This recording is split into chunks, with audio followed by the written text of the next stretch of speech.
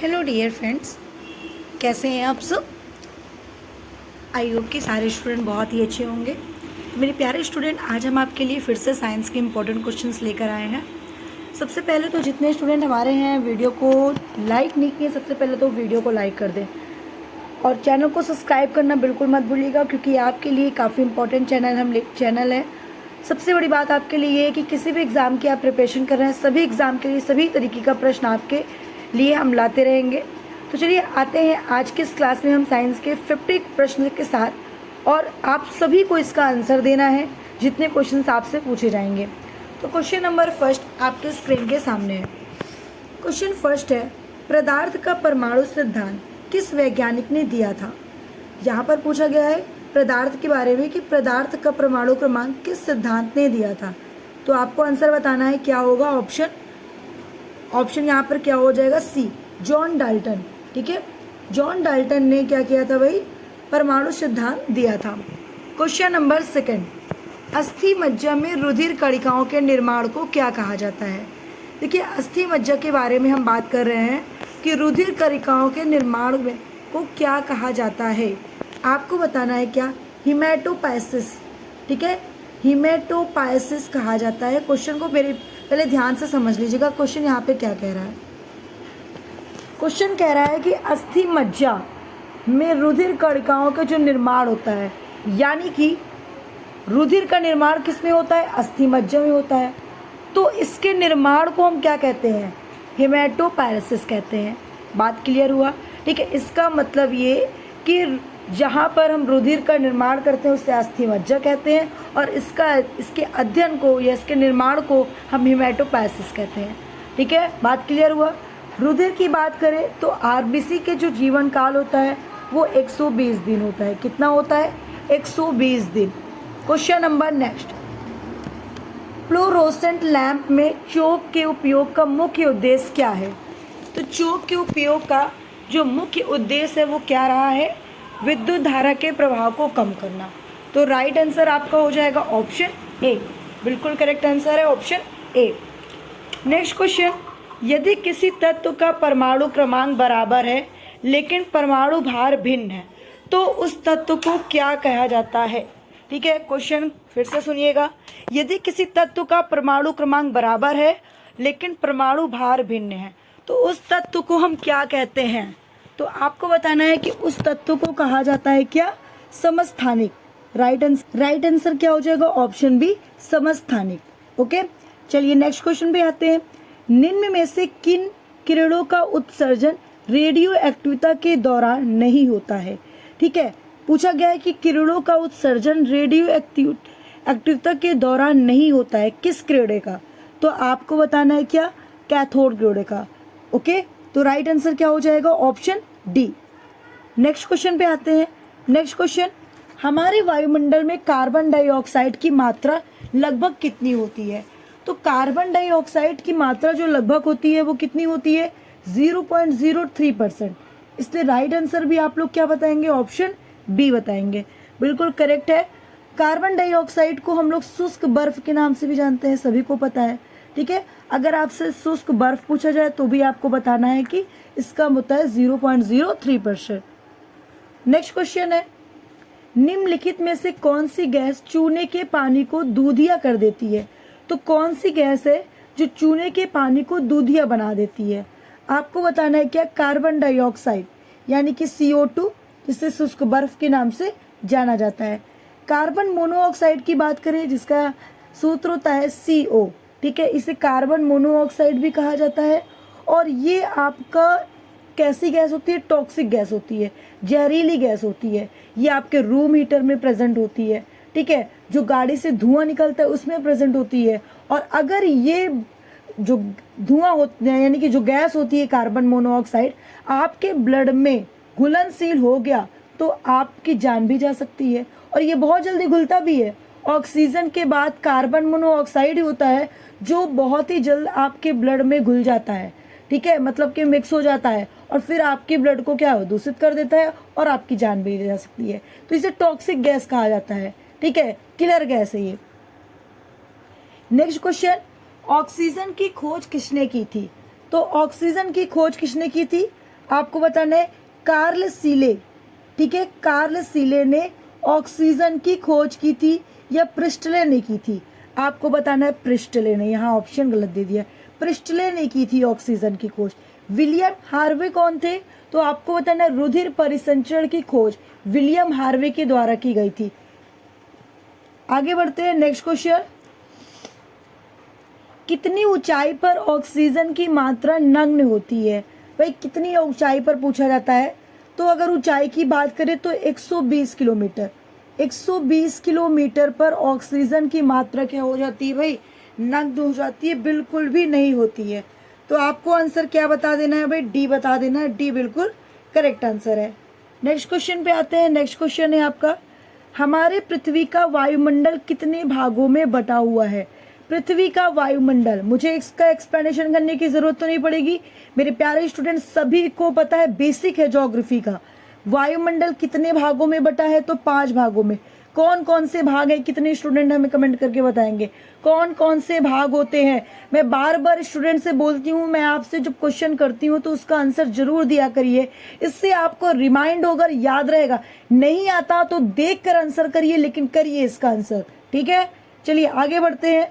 निम्नलिखित में से कौन वायुमंडल की सबसे गर्म परत है? तो वायुमंडल की सबसे गर्म परत कौन सी है? एक परत तो हम आपको खुद ही बता दिए, बचा 4 परत का आंसर आपको देना है, ठीक है। तो सबसे गर्म परत कौन सी होती है आपको बताना है? थर्मोस्फियर। तो राइट आंसर क्या हो जाएगा? ऑप्शन ए हो जाएगा, थर्मोस्फियर। नेक्स्ट क्वेश्चन है, वायुमंडल में उपस्थित सबसे हल्की गैस कौन सी होती है? सबसे हल्की गैस पूछा गया है, तो सबसे हल्की गैस आपको बताना है क्या? वायुमंडल में, वायुमंडल की बात की गई है तो ऑक्सीजन, ठीक है।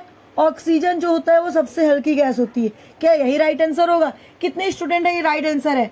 मैं 2 ऑप्शन दे रही हूँ, हाइड्रोजन या ऑक्सीजन। देखते हैं इसका राइट आंसर क्या बताना है। ये ऑप्शन गलत है, ठीक है, गलत है कि सही, ये आपको बताना है। इसका राइट आंसर क्या होगा कि वायुमंडल में सबसे हल्की गैस कौन सी है?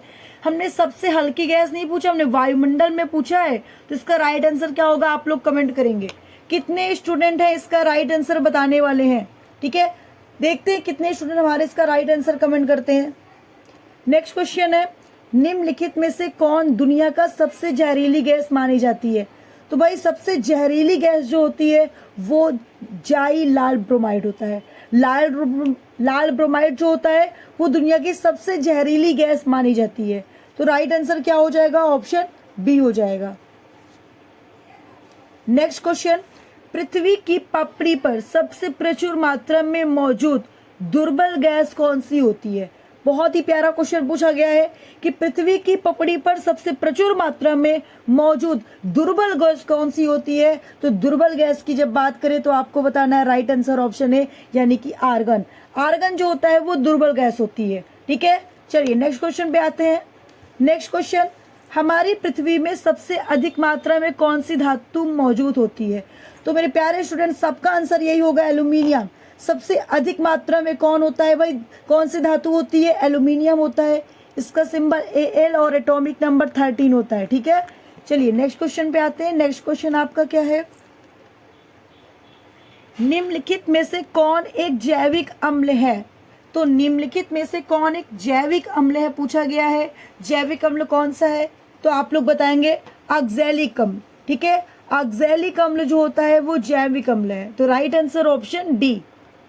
नेक्स्ट क्वेश्चन है, हमारे मुंह के पश्च भाग में स्थित टॉन्सिल का मुख्य कार्य क्या है? टॉन्सिल का मुख्य कार्य पूछा गया है। तो टॉन्सिल का जो मुख्य कार्य होता है वो क्या होता है? रोगाणुओं का विनाश करना। राइट आंसर क्या बताएंगे? ऑप्शन बी बताएंगे, रोगाणुओं का विनाश करना। नेक्स्ट क्वेश्चन, 2 या 2 से अधिक धातुओं के मिश्रण को क्या कहा जाता है? बहुत ही नॉर्मल सा क्वेश्चन पूछा गया है और मेरे प्यारे स्टूडेंट कहेंगे मैम मिश्र धातु कहा जाता है, ठीक है। 2 या 2 से अधिक धातुओं को मिलाने को हम क्या, जब मिलता है तो उसे हम मिश्र धातु कहते हैं, ठीक है। 2 या 2 अधिक पदार्थों को मिलाने से मिश्रण, लेकिन 2 या 2 से अधिक धातुओं को मिलाने से क्या बनता है? मिश्र धातु कहलाता है। राइट आंसर क्या हो जाएगा? ऑप्शन डी हो जाएगा। नेक्स्ट क्वेश्चन है आपका, निम्नलिखित में से कौन सा पदार्थ क्लोरीन के साथ अभिक्रिया करके ब्लीचिंग पाउडर का उत्पादन करता है। ठीक है, कौन सा पदार्थ है जो क्लोरीन के साथ अभिक्रिया करके ब्लीचिंग पाउडर का निर्माण करता है? आपको बताना है बिना बुझा चूना। मेरे प्यारे स्टूडेंट, एक बार कमेंट करके बताइए कि बिना बुझा चूना का रासायनिक नाम क्या है? बिना बुझा चूना का रासायनिक नाम क्या है? कितने स्टूडेंट इसका आंसर देने वाले हैं? इसका राइट आंसर क्या हो जाएगा बिना बुझा चूना का? तो राइट आंसर क्या होगा इसका? बिना बुझा चूना का रासायनिक नाम मैंने पूछा है, आप सभी को कमेंट करना है। कितने स्टूडेंट हमारे कमेंट करने वाले हैं? जल्दी से बताइए हमें। क्वेश्चन नंबर 21, निम्नलिखित में से किसकी आयु का पता लगाने के लिए रेडियो कार्बन डेटिंग का उपयोग किया जाता है? ठीक है, रेडियो कार्बन डेटिंग का प्रयोग करने के लिए हम किसका पता लगाने के लिए करते हैं? तो आपको बताना है जीवाश्म का। ठीक है, जीवाश्म का पता लगाने के लिए रेडियो कार्बन डेटिंग का उपयोग किया जाता है। इसलिए राइट आंसर क्या हो जाएगा इसका? ऑप्शन बी बिल्कुल करेक्ट हो जाएगा। चलिए आगे बढ़ते हैं। नेक्स्ट क्वेश्चन क्या है आपका? यदि लाल रंग और हरे रंग का आपस में मिला दिया जाए तो कौन सा रंग बनेगा?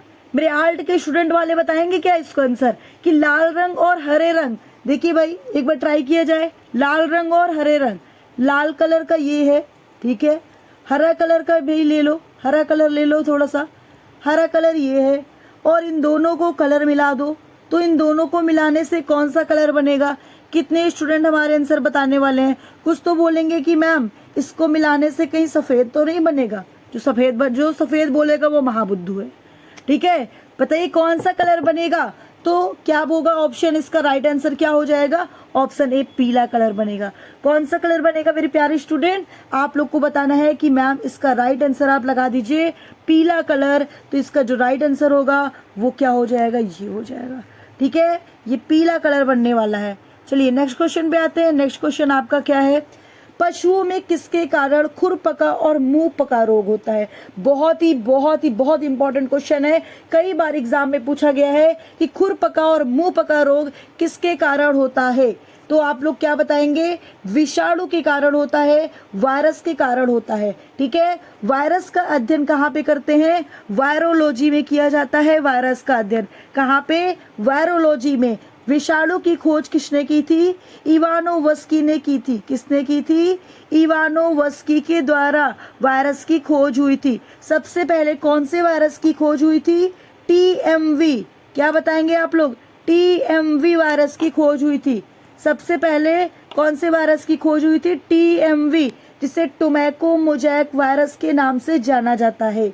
इतनी चीजें आपको याद रखनी है। ठीक है, अच्छा अब पूछा जाए जीवाणु के बारे में। जीवाणु की खोज किसने की थी? Antony von Leeuwenhoek. किसने की थी? एंटोनी वॉन लीवेनहॉक ने की थी। एंटोनी वॉन लीवेनहॉक ने किसकी खोज की थी? आपको बताना है, जीवाणु की खोज की थी। एंटोनी वॉन लीवेनहॉक ने कई चीजों की खोज की थी। आरबीसी की खोज की थी, प्रोटोजोआ की खोज की थी। ठीक है, प्रोटोजोआ की भी खोज की थी, स्पर्म सेल की भी खोज की थी। ठीक है, स्पर्म सेल की भी खोज एंटोनी वॉन लीवेनहॉक के द्वारा ही किया गया था। बैक्टीरिया का अध्ययन कहाँ किया जाता है? तो आपको बताना है बैक्टीरियोलॉजी। कहाँ पे बताएंगे? बैक्टीरियोलॉजी में किया जाता है बैक्टीरिया का अध्ययन। ओके, आगे बढ़े हम लोग। नेक्स्ट क्वेश्चन है, भौतिक संतुलन किस सिद्धांत पर कार्य करता है? तो भौतिक संतुलन की जब बात की जाती है तो समांतर बल के नियम के अनुसार काम किया जाता है, कार्य करता है, यानी कि राइट आंसर ऑप्शन डी है। नेक्स्ट क्वेश्चन पे आते हैं। नेक्स्ट है, निम्नलिखित में से किस धातु को चाकू से आसानी से काटा जाता है? कौन सी धातु को हम आसानी से चाकू से काट सकते हैं? तो आप लोग को बताना है सोडियम को। सोडियम को हम आसानी से काट सकते हैं, जिसका सिंबल क्या होता है? Na होता है। एटॉमिक नंबर क्या होता है? 11 होता है। क्लोरीन को मिला दोगे सोडियम में तो क्या बन जाएगा? नमक बन जाएगा। नमक बन जाएगा, साल्ट बन जाएगा, जिसको आप लोग डेली खाते हो। ठीक है, चलो नेक्स्ट क्वेश्चन। न्यूलैंड के अनुसार उस समय प्रकृति में कुल कितने तत्व मौजूद थे? न्यूलैंड के अनुसार पूछा गया है तो कितने तत्व मौजूद थे? आपको बताना है 56 तत्व मौजूद थे। राइट आंसर क्या हो जाएगा? ऑप्शन सी हो जाएगा। नेक्स्ट क्वेश्चन है, निम्नलिखित में से किसमें स्थितिज ऊर्जा होगी? स्थितिज ऊर्जा की बात की जा रही है कि निम्न में से स्थितिज ऊर्जा होगी। किसमें स्थितिज ऊर्जा होगी? बांध के पानी में। जो बांध के द्वारा पानी आता है उसमें कौन सी ऊर्जा कार्य करता है? तो आपको बताना है स्थितिज ऊर्जा। Right answer option A. Next question है, जी का मान ज्ञात कीजिए। यानी कि जी का मान किसने ज्ञात किया था? तो जी का मान किसके द्वारा ज्ञात हुआ था? तो आपको बताना है हेनरी कैवेंडिश ने। हेनरी कैवेंडिश के द्वारा जी का मान ज्ञात हुआ था। नेक्स्ट क्वेश्चन है, मनुष्य का सामान्य रक्तदाब कितना होता है? देखिए, मनुष्य का सामान्य रक्तदाब 120/80। ठीक है, कितना बताएंगे? 120/80 होगा। राइट आंसर ऑप्शन सी बता दीजिए। ना इससे कम होना चाहिए ना इससे ज़्यादा होना चाहिए। ज़्यादा हुआ तो ब्लड प्रेशर हाई हो जाएगा, कम हुआ तो ब्लड प्रेशर कम हो जाएगा। ब्लड प्रेशर को किससे मापते हैं? स्फेग्नोमैनोमीटर से नापा जाता है। किससे बताओगे? स्फेग्नोमैनोमीटर से मापा जाता है। स्फेग्नोमैनोमीटर से मापा जाता है।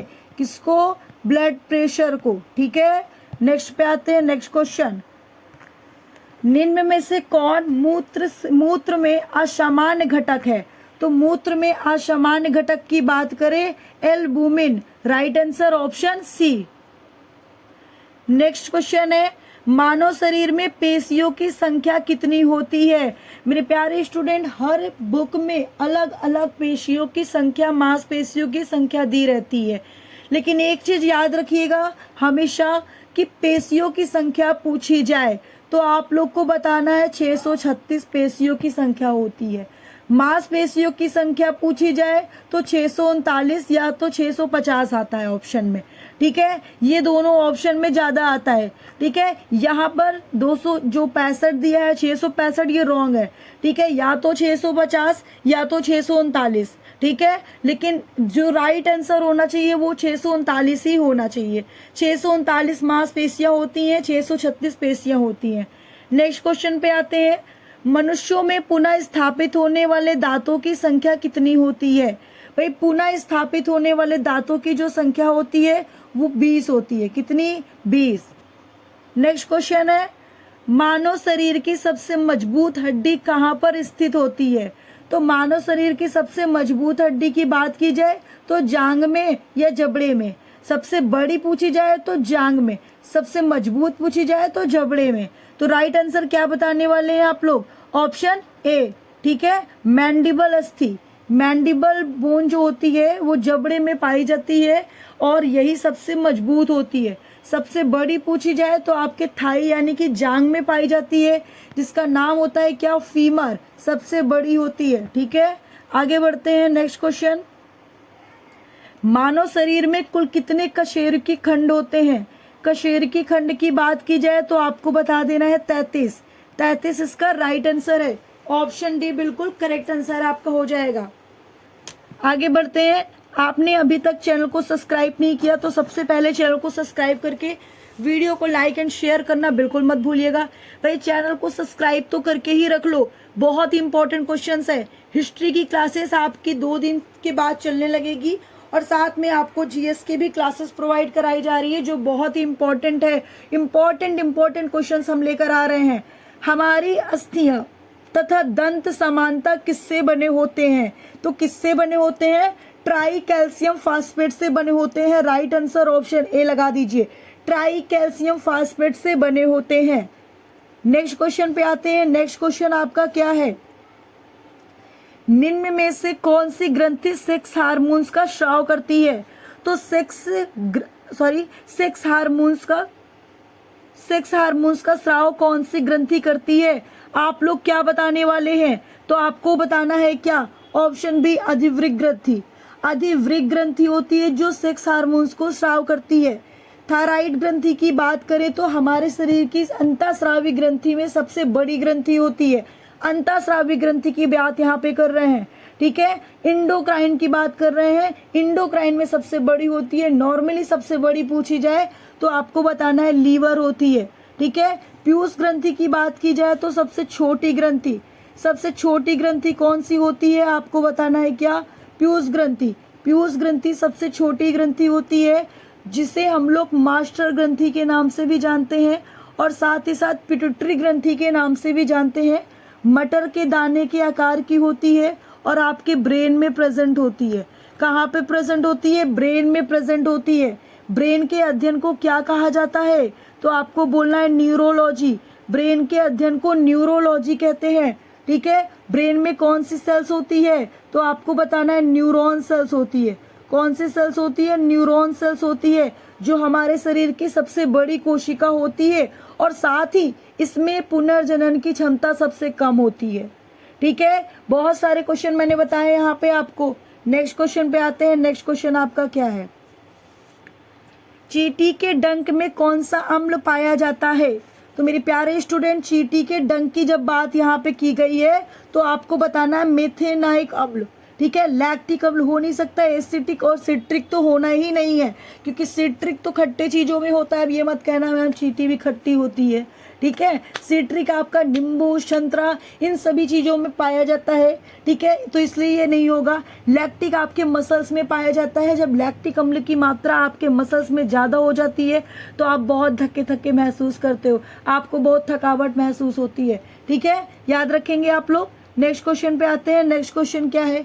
जंग लगने पर लोहे का भार में क्या परिवर्तन होता है? तो जब जंग लगती है तो लोहे का भार क्या हो जाता है? और बढ़ जाता है। इसलिए राइट आंसर क्या हो जाएगा? ऑप्शन बी हो जाएगा। ऑप्शन बी बिल्कुल करेक्ट आंसर है। नेक्स्ट क्वेश्चन है, मेरे प्यारे स्टूडेंट वीडियो को लाइक कर दो भाई। जितने लोग देख रहे हैं सभी की लाइक्स होनी चाहिए इस वीडियो में। ठीक है। किस यंत्र के द्वारा सौर ऊर्जा को विद्युत ऊर्जा में रूपांतरित किया जाता है? किस यंत्र के द्वारा किया जाता है? तो फोटोवोल्टिक सेल के द्वारा। फोटोवोल्टिक सेल के द्वारा सौर ऊर्जा को विद्युत ऊर्जा में रूपांतरित किया जाता है। नेक्स्ट क्वेश्चन है यहाँ पर, पृथ्वी के केंद्र पर गुरुत्वाकर्षण के त्वरण का मान क्या होता है? शून्य होता है। पृथ्वी के केंद्र पर गुरुत्वाकर्षण के कारण त्वरण का जो मान होता है वो कितना होता है? शून्य होता है। आइए नेक्स्ट क्वेश्चन पे आते हैं। नेक्स्ट क्वेश्चन आपके लिए, कम तापमान को मापने वाले यंत्र को क्या कहा जाता है? तो भाई कम तापमान को मापने वाले जो यंत्र होते हैं उसे क्या कहते हैं? क्रायोमीटर कहा जाता है। राइट आंसर क्या हो जाएगा? Option B, cryometer. Next question है, प्रबल अम्ल। देखिए ये रिवीजन क्वेश्चंस हम आपके लिए फिर से लेकर आए हैं, वेरी इंपॉर्टेंट है। जितने अभी तक के क्वेश्चंस मैंने आपको सॉल्व कराया है उसी में से हम निकाल कर वन लाइनर क्वेश्चंस आपके लिए बनाए हैं, जिससे कि आपको प्रैक्टिस खूब अच्छे से हो जाए और एक भी क्वेश्चंस आपका ना छूटे। मैं बार बार कह रही हूँ ये आपका 21 सीरीज है और 21 सीरीज में अगर आप 50-50 क्वेश्चन को काउंट करोगे तो आप कितने क्वेश्चन तैयार कर लिए आप खुद अंदाजा लगा सकते हैं। ठीक है, तो ये एक भी क्वेश्चन आपका नहीं छूटना चाहिए, इसलिए मैं रिविजन के तौर पर आपके लिए क्वेश्चन लेकर आई हूँ। प्रबल अम्ल और दुर्बल क्षार से बने लवण का पीएच मान कितना होता है? आपको बताना है 7 से कम होता है। दही में किस प्रकार का अम्ल पाया जाता है? तो आपको बोलना है लैक्टिक अम्ल पाया जाता है। हल्दी, लिटमस पत्र आदि किस प्रकार के सूचक है? प्राकृतिक सूचक है। अपच का उपचार करने के लिए कौन सी औषधि का प्रयोग किया जाता है? एंटासिड का प्रयोग किया जाता है। नेक्स्ट है, सोडियम हाइड्रोक्साइड का पीएच मान कितना होता है? आपको बोलना है 14 होता है। किस उदासीन विलयन का पीएच मान कितना होता है?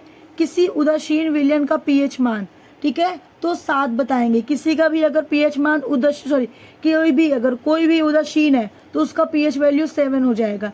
इमली में कौन सा अम्ल होता है? टार्ट्रिक अम्ल होता है। अंगूर के किण्वन किसके द्वारा किया जाता है? जटिल प्रक्रम के द्वारा किया जाता है। सिरका में कौन सा अम्ल होता है? एसिटिक अम्ल होता है। साबुन का पीएच मान कितना होता है? 8 से 10 के बीच में साबुन का पीएच मान होता है। कौन सा अम्ल शरीर का पाचन क्रिया में सहायक होता है? हाइड्रोक्लोरिक अम्ल होता है। नींबू में कौन सा अम्ल पाया जाता है? साइट्रिक अम्ल पाया जाता है। सोडियम बाइकार्बोनेट को आमतौर पर किस नाम से जाना जाता है? तो बेकिंग सोडा। बेकिंग सोडा जाना जाता है राइट आंसर। ठीक है, आगे बढ़ते हैं। हमारी पृथ्वी में सबसे अधिक मात्रा में कौन सी धातु मौजूद होती है? आपको बताना है एल्यूमिनियम। एल्यूमिनियम सबसे अधिक मात्रा में मौजूद होती है। नेक्स्ट क्वेश्चन है, निम्नलिखित में से कौन एक जैविक अम्ल है?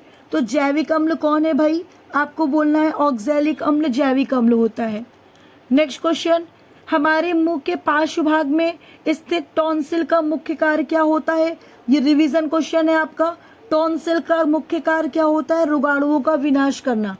नेक्स्ट क्वेश्चन है आपका, दो या दो से अधिक धातुओं के मिश्रण को क्या कहा जाता है?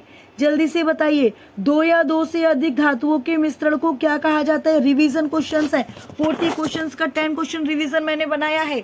दो या दो से अधिक धातुओं के मिश्रण को हम क्या कहते हैं? सारे लोग कमेंट कर चुके हैं। आई होप कि सारे स्टूडेंट कमेंट कर चुके होंगे जितने लोग देख रहे होंगे। तो इसका राइट आंसर हो जाएगा ऑप्शन डी।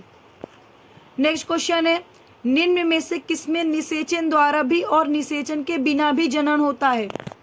इसका राइट आंसर क्या होगा? टाइम आपको दिया जा रहा है। निम्न में से किसमें निषेचन द्वारा और निषेचन के बिना भी जनन होता है? इसका आंसर क्या होगा? टाइम ओवर हो गया, मैं इसका आंसर बता रही हूं आप लोगों को। इसका आंसर हो जाएगा आपका क्या? जल्दी से बताइए, जल्दी से बताइए, इसका आंसर क्या होगा? Option B. ठीक है, बी राइट आंसर है। नेक्स्ट क्वेश्चन है आपका, आर्कियोप्टेरिक्स किन वर्गों के प्राणियों के बीच होता है? जल्दी से इसका आंसर बताइए। आर्कियोप्टेरिक्स किन वर्गों के प्राणियों के बीच योजक कड़ी होता है? जल्दी से कमेंट करिए। नेक्स्ट क्वेश्चन, एरिस्टॉल की लॉन्टेन किसमें होती है? एरिस्टॉल की लॉन्टेन किसमें होती है? इसका राइट आंसर क्या होगा? इसका राइट आंसर हो जाएगा ऑप्शन ए। नेक्स्ट क्वेश्चन, किस वनस्पति तेल का उपयोग वाटरप्रूफ कपड़ा तैयार करने में किया जाता है? इसका राइट आंसर क्या बताएंगे आप लोग? इसका राइट आंसर बताएंगे ऑप्शन सी। नेक्स्ट है, लास्ट है, हरे पौधों को कृत्रिम ढंग से पकाने हेतु प्रयुक्त गैस है। कौन सी प्रयुक्त गैस होती है? ऑप्शन आपका हो जाएगा क्या? Option A acetylene. Last question आपके लिए है, किस यंत्र के द्वारा ऊर्जा, सौर ऊर्जा को विद्युत ऊर्जा में रूपांतरित किया जाता है? इसका राइट आंसर क्या होगा? जितने स्टूडेंट आंसर लिखते हैं डी, तो भाई ऐसे लिखा करो कि लास्ट क्वेश्चन का आंसर डी, ऐसे बताया करो, जिससे कि कमेंट पढ़ने में पता चल पाए कि आप लोगों ने राइट आंसर सही बताया है या रॉन्ग। तो ये हुए आपके 50 प्रश्न और आपका मॉक टेस्ट रिवीजन सब कराया मैंने। आई होप कि आप लोगों को क्लासेस बहुत अच्छी लगी होगी। फिर मिलते हैं नेक्स्ट क्लास में नेक्स्ट वीडियो के साथ।